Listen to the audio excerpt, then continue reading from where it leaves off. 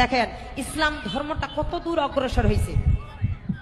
মুসলমানদের মধ্যে যদি শোনা যায় যে অমুক জায়গায় একজন ব্যক্তি মারা গেছে, এই মৃত্যুর সংবাদটা শোনার সঙ্গে সঙ্গে কি সুন্দর করে আপনারা বলেন ইন্না লিল্লাহি ওয়া ইন্না ইলাইহি রাজিউন, বলেন না?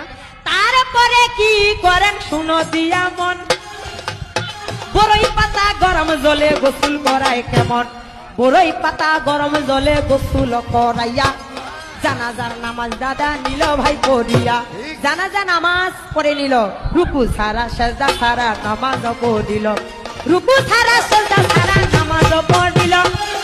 কিন্তু কি জানাজা নামাজের একটা নিয়ত দেখা গেল। চাচা জানাজা নামাজের নিয়তটা কি জানি বলেন আপনারা? না ওয়াইতুয়ান ওয়াদিয়া আরবায়াত তাকবীরাতি সালাতুল জানাজাতি ফারদুল কিফায়াতি আসসালামু লিল্লাহি তাআলা ওয়া সালাতু আমান নাবিয়ান মুত্তাজিহান ইলা জিহাতিল কাবাতি শরীফত আল্লাহু আকবার। এটা কি আমার মুখের বানানো কথা? কি সুন্দর করিয়া দোয়া পাঠ করিল, ওই যে মুসল্লি খানে কান্দ দেখা গেল, যখনে গোরস্থানে নামাই দিবে ভাই, নামাই দেওয়ার সময়ে দোয়া বলে তাই, নামাই দেওয়ার সময়ও কি সুন্দর করে দোয়া পাঠ করতেছেন বিসমিল্লাহি ওয়ালা মিল্লাতি রাসূলুল্লাহ। এই ব্যক্তিটাকে নবীর হাওলাতে দেওয়া হলো।